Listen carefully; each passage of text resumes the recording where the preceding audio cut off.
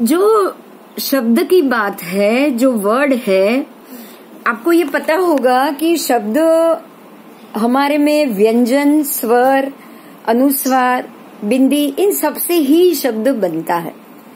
शब्द है, शब्द में भी उसका भी एक शरीर होता है, उसमें भी एक प्राण होता है, पुद्गल होता है। ये इसको हम समझेंगे कि ये कैसे काम करता है। जिस प्रकार से कोई भी स्फोटक चीज बने, जैसे कि कॉमन नेचुरल कैलेमिटीज, जैसे कि धरतीकंप हुआ, कोई बिल्डिंग गिर गई, तो जोर से धमाका आएगा। वो गिरेगी तो देखो अभी गिर गया कुछ और आवाज आ गई। कोई भी चीज के गिरने से अगर आवाज आ रही है तो उस आवाज की एक इफेक्ट भी होगी। आप समझ रहे हो? उससे एक इफेक्ट भी होगी, तो वो इफेक्ट है वो हम पर असर करती। इसको हम कैसे लें? जैसे कि अगर मैं कुछ बोल रही हूं तो बोलने से पहले कुछ पार्टिकल्स मैं हवा से खींचूंगी। समझो, उसमें दो काम होगा। एक तो मैं हवा से उस पुद्गल को या पार्टिकल को पहले मैं खींचूंगी। खींचने के बाद जो मैंने पहले सोचा था, मैंने बहुत सारी चीज सोची कि या मैं गुस्सा करूं, या मैं अपना सामने वाले के ऊपर रोब जमाऊं, या फिर जो मुझे बोलना है वो मैं डांट के रूप में बोलूं, है ना, या फिर मैं जोर से गुस्सा करके सबको एक ब्लास्ट होके मैं गुस्सा करूं। ये सारे तरीके हैं जो मैंने पहले सोच के रखे हैं। उसके बाद मैं ब्रह्मांड से कुछ पुद्गल को खींचूंगी। उसको बिना खींचे मैं कभी भी बोल नहीं पाऊंगी। आपको इस चीज को याद रखना है कि आप कुछ बोलते हो ना, उससे पहले सोचते ही सोचते हो। बिना सोचे किसी ने कुछ भी बोला वो इम्पॉसिबल। बिना प्लान किए या बिना सोचे आप अगर कुछ भी बोलने जाओगे ना, तो आपकी पहले या दूसरी या तीसरी लाइन भी एक दूसरे से मैच नहीं हो पाएगी। इस चीज को हमें अगर बचना है, शब्द पुद्गल की गति से, शब्द पुद्गल के प्रॉब्लम खड़े होने से अगर आपको बचना है, तो आपको कौन सी स्टेज में बचना पड़ेगा? हमें कुछ भी बोलने से, अगर बात को बिगड़ने से रोकना हो, तो हमें कब इस बात पे ध्यान रखना पड़ेगा? हम इस चीज के सिस्टम को ही समझेंगे।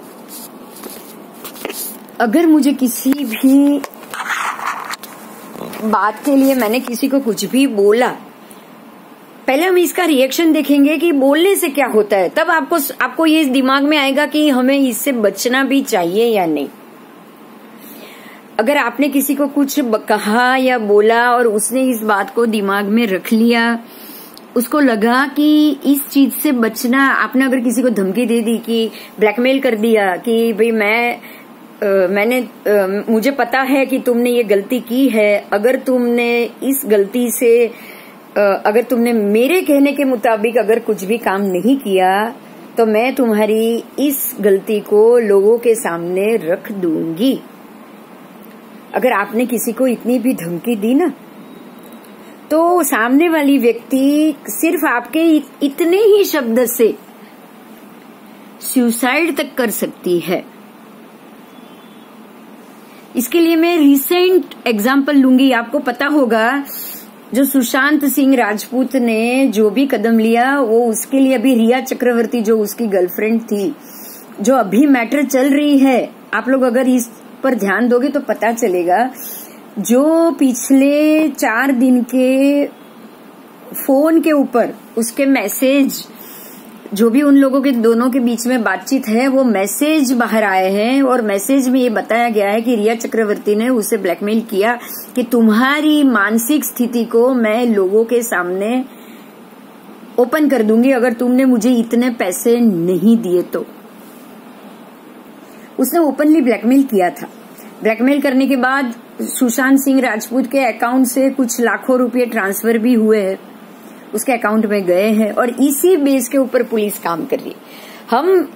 हम इन सब चीजों में नहीं जाएंगे कि पुलिस क्या करेगी या क्या करेगा, वो हमारा सब्जेक्ट नहीं। हमारा सब्जेक्ट सिर्फ इतना है कि ये लिखने के जो या बोलने के जो शब्द हैं, उस शब्द की वजह से आज एक जाना माना व्यक्ति जिसने पिछले 2-3 साल में सुसाइड नहीं करने चाहिए ऐसे पिक्चरों में काम किया लीड रोल में, जो लोगों के लिए एक ऐसा मिसाल बन गया कि जिंदगी में हमेशा लड़ना चाहिए, लड़ायक बनना चाहिए और लड़ते लड़ते सारे प्रॉब्लम का सॉल्यूशन लाना चाहिए, लेकिन सुसाइड जैसी घटिया बात को कभी भी इस्तेमाल नहीं करनी चाहिए। ऐसे मैसेज देने वाला एक हीरो, नामी हीरो, करोड़ों रुपए कमा कर बैठा है, उसको कोई पैसे की चिंता नहीं थी, लेकिन सिर्फ मेरी जो कुछ बातें हैं वो लोगों के सामने आ गई तो मैं कैसे चेहरा बता पाऊं। सिर्फ इतने शब्द के, इतने सोच के कारण उसने सुसाइड जैसा बड़ा कदम ले लिया।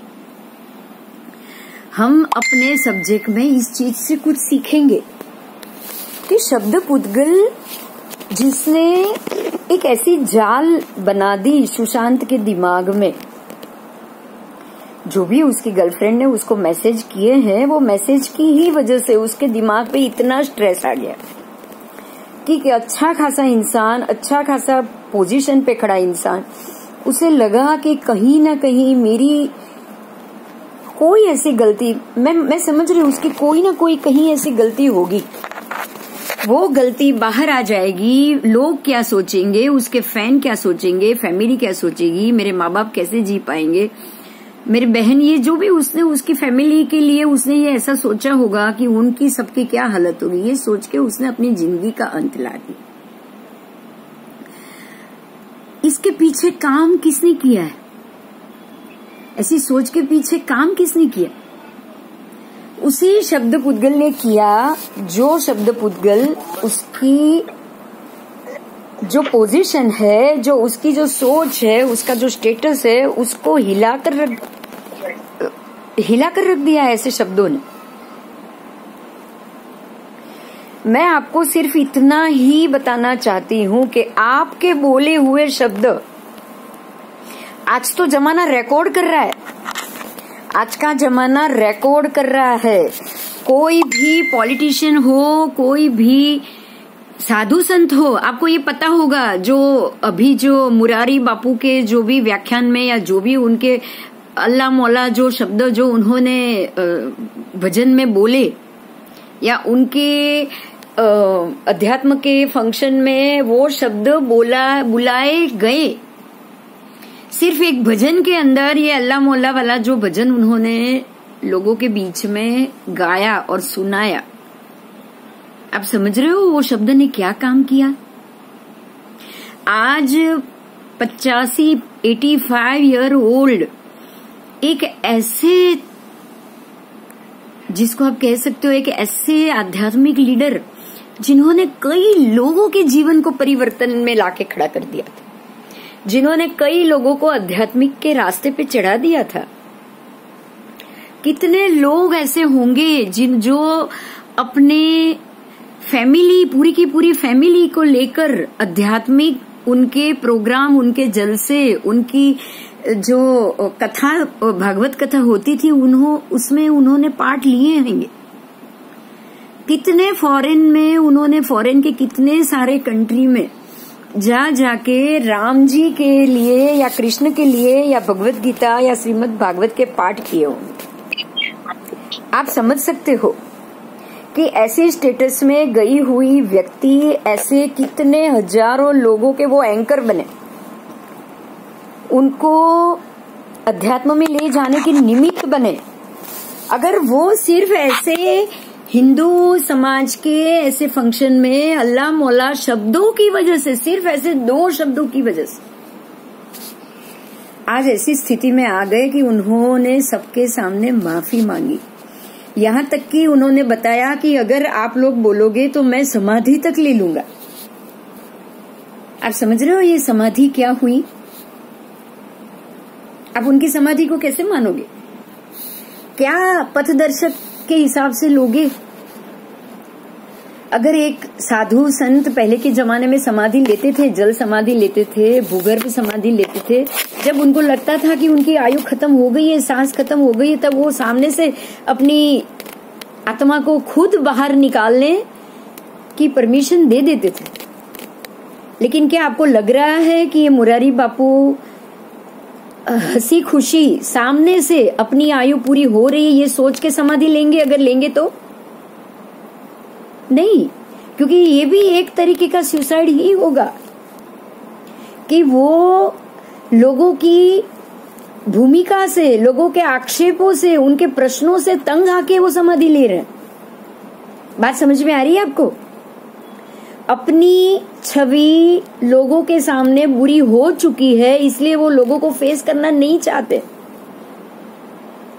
अगर वो इतने अध्यात्म में गहरे उतरे हुए नहीं होते ना, तो सुशांत सिंह की तरह उन्होंने भी कब का सुसाइड कर लिया होता। मगर वो अध्यात्म प्रेमी है, वो उनकी आत्मा में अध्यात्म बसा हुआ है।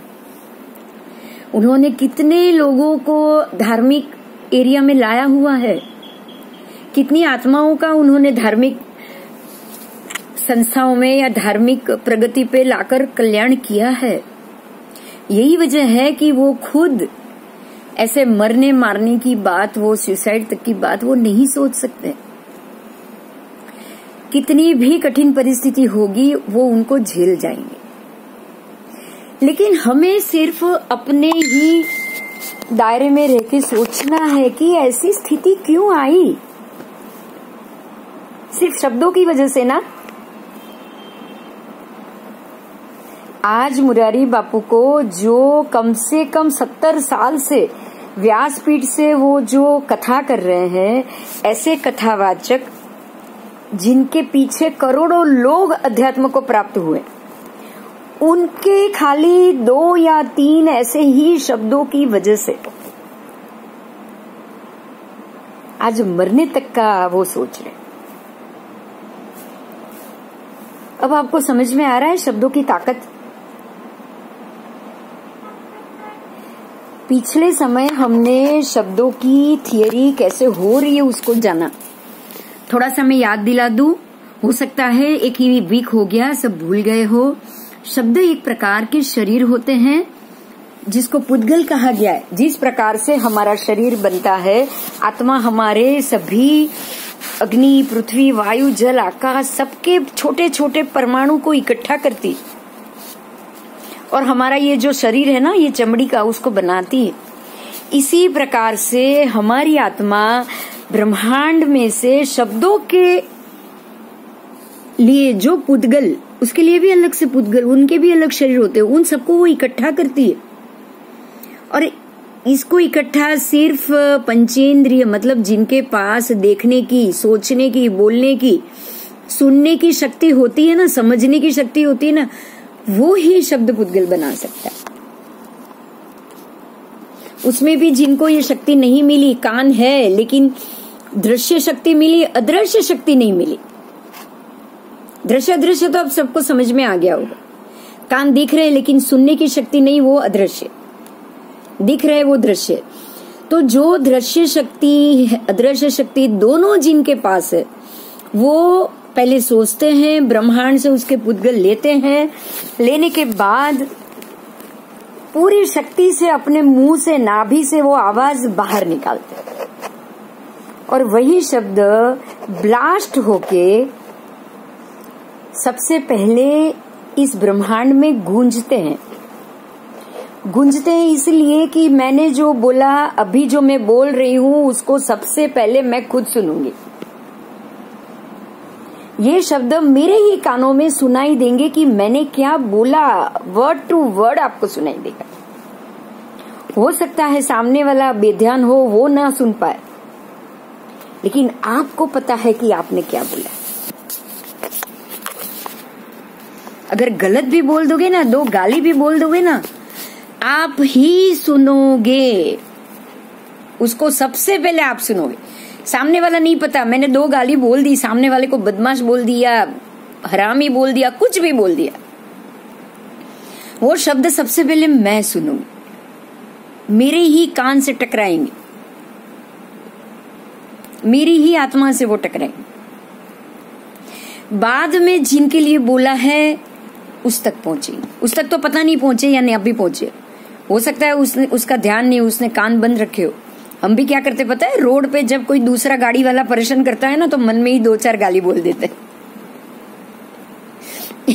एक भी गाली उस तक नहीं पहुंचे ना वैसे, क्योंकि हमको झगड़ा नहीं करना होता है। अब झगड़ा ही नहीं करना है तो मन में बोलने का क्या फायदा। लेकिन जो मेंटालिटी है ना, मेंटालिटी है कि वो आदमी मुझसे ऐसे निकल जाए, वो चले ही कैसे, मैं उसको 4 तो सुनाऊंगी ही सुनाऊंगी। हाँ, झगड़ने की हिम्मत नहीं है, इसलिए बंद कांच में मुंह हिला के भी बोल देती हूँ 2-4 गाली।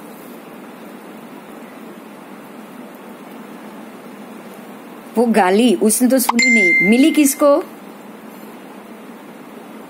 मुझे खुद को मिली।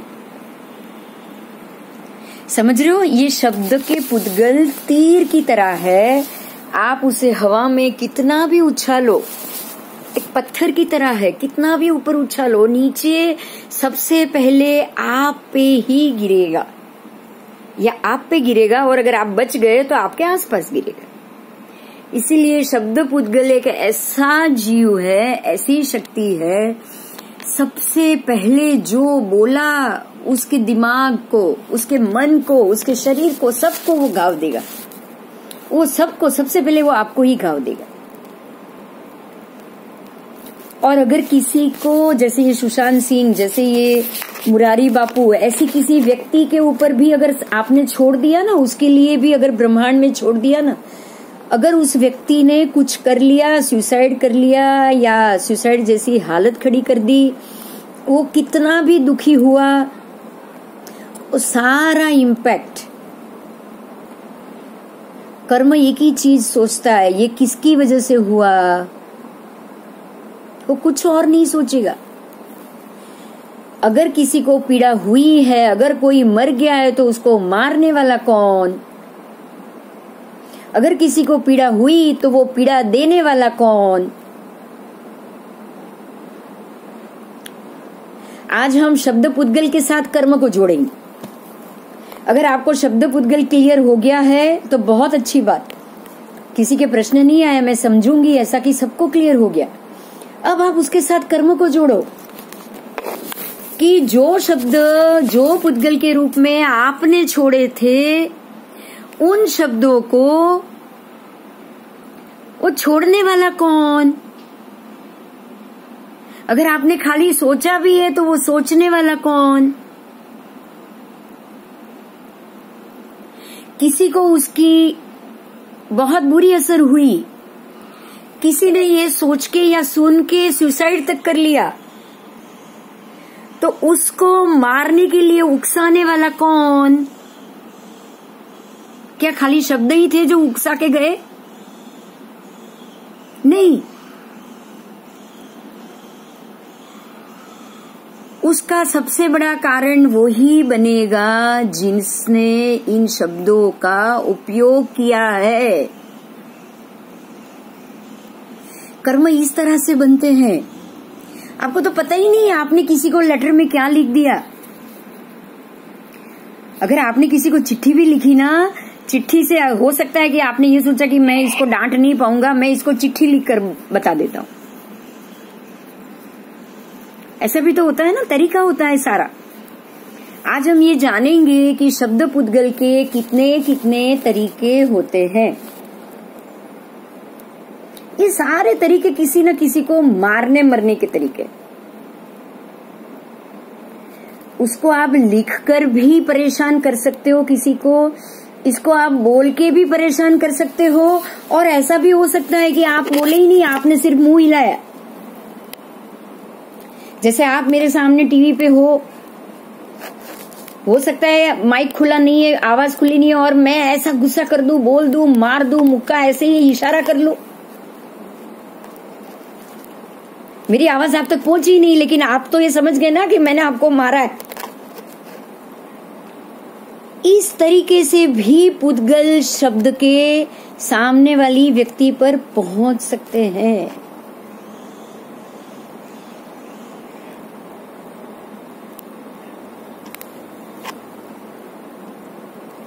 आज मैं आपको एक एग्जाम्पल देना चाहती हूँ और ये बहुत जरूरी।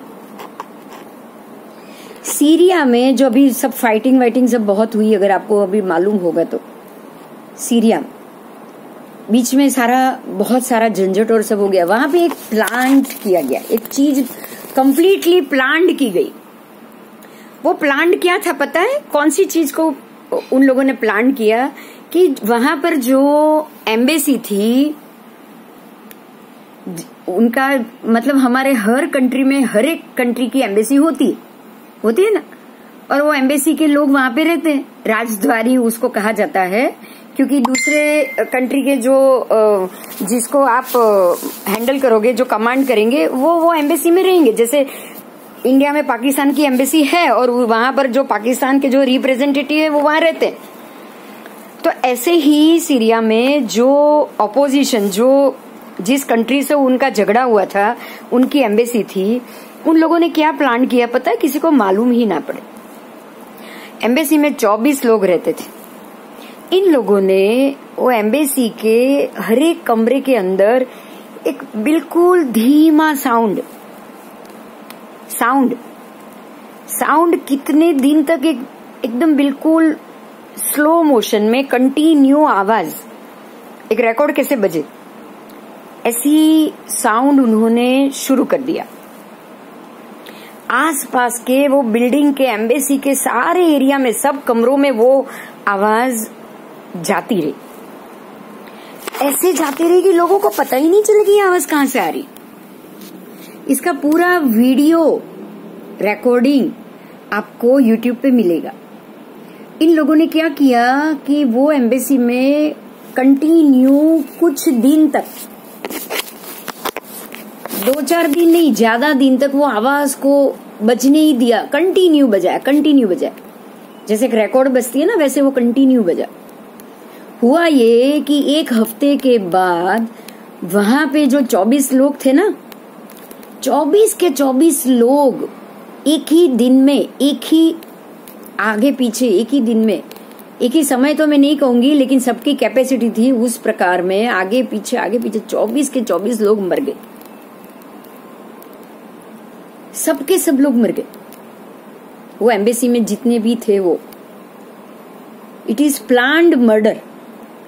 और हुआ ये कि इसकी जांच की गई, क्योंकि सबके सब एक साथ मरेंगे तो जाहिर है पोस्टमार्टम होगा, सब कुछ होगा। किसने ये क्या किया, कैसे हुआ, ये सारी चीज प्लान किसने की, ये बिल्डिंग वाले ही मर गए या आसपास भी मर गए, सारी चीज की इंक्वायरी हुई। और वो इंक्वायरी में ये पता चला कि वो जो 24 लोग जो मर गए थे, उनके शरीर के सारे अंदर के इंटरनल ऑर्गन सबके सब नसें, उनकी बॉडी की नसें, वो